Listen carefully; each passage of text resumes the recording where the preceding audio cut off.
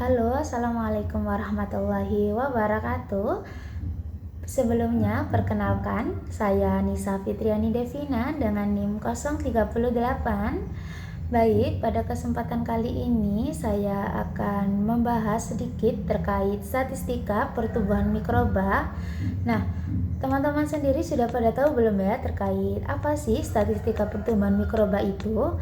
Nah, statistika pertumbuhan mikroba yakni menunjukkan pola perbedaan pada pola pertumbuhan, periode waktu yang dibutuhkan untuk tumbuh maupun beradaptasi, dan metabolit yang dihasilkan. Nah, sebenarnya mempelajari terkait pertumbuhan mikroba ini penting, perlu atau tidak ya? Nah, tentu penting dan perlu ya bagi teman-teman, khususnya bagi teman-teman yang nantinya ingin berkecimpung pada dunia industri. Nah, pertumbuhan dan perkembangan seperti yang kita tahu, yang kita pelajari, jika objeknya adalah manusia, terkait pertumbuhan dan perkembangan ini berbeda ya. Pada manusia, pertumbuhan identik dengan tumbuh, sedangkan berkembang identik dengan hal-hal sensorik seperti contoh berjalan, kita bisa makan, kita bisa merasakan dan sebagainya. Sedangkan pada dunia mikrobiologi, khususnya untuk bakteri sendiri, arti dari pertumbuhan dan perkembangan ialah diartikan sama ya teman-teman. Maksudnya yakni hasil dari pembelahan sel dan proses penting dalam mikroba. Kenaikan jumlah sel yaitu dilakukan dengan cara pembelahan binel. Nah, pembelahan binel sendiri yakni satu indukan yang menghasilkan menjadi dua anakan yang sama persis. Nah, ini terjadi pada mikroorganisme khususnya yakni bakteri ya teman-teman. Nah, pada kesempatan kali ini kita akan membahas beberapa fase yang terjadi pada mikroba. Kali ini kita akan membahas tentang 4 fase. Untuk fase yang pertama yakni ada fase lag. Yang kedua ada fase log atau eksponensial. Yang ketiga ada fase statis. Dan yang keempat yakni fase kematian. Nah, oke, langsung saja untuk fase yang pertama yakni fase lag. Nah, pada fase lag ini yakni fase mikroba ditumbuhkan pada media yang baru. Nah, pada fase ini pasti yakni fase adaptasi ya teman-teman. Nah, fase lag ini sendiri juga disebut dengan nama lain yakni fase adaptasi. Karena baru dibelajarkan untuk ditumbuhkan di tempat yang baru. Nah, pada fase ini semua bakteri belum mengalami kenaikan atau metabolisme yang signifikan ya teman-teman. Oke, lanjut untuk fase yang kedua ada fase log.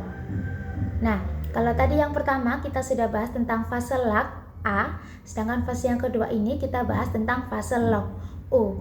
Fase log ini disebut juga dengan nama lain yakni fase eksponensial.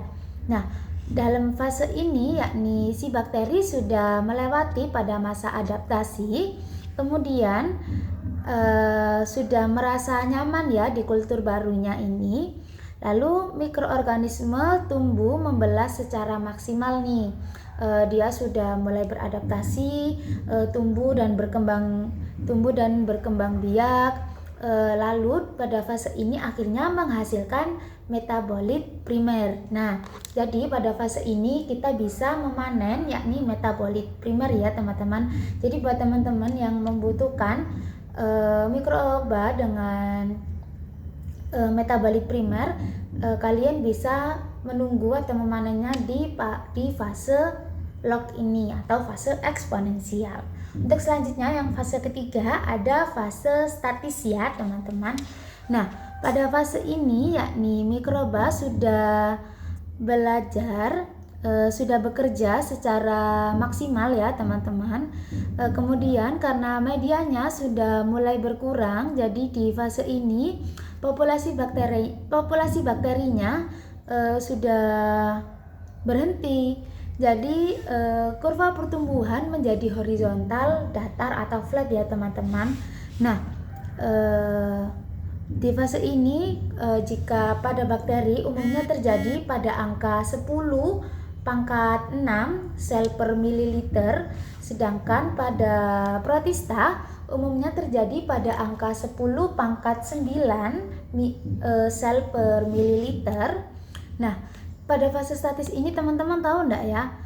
Ternyata pada fase ini itu dihasilkan metabolik sekunder loh teman-teman. Nah, jadi pada fase ini kita bisa menghasilkan atau kita bisa memanen metabolik sekunder.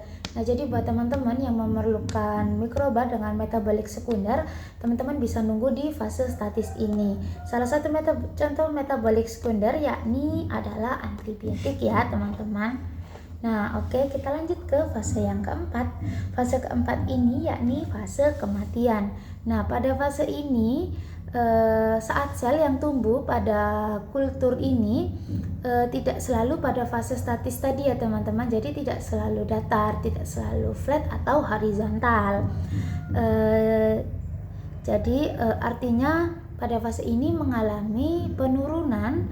Jadi banyak sel yang mati atau tidak tumbuh.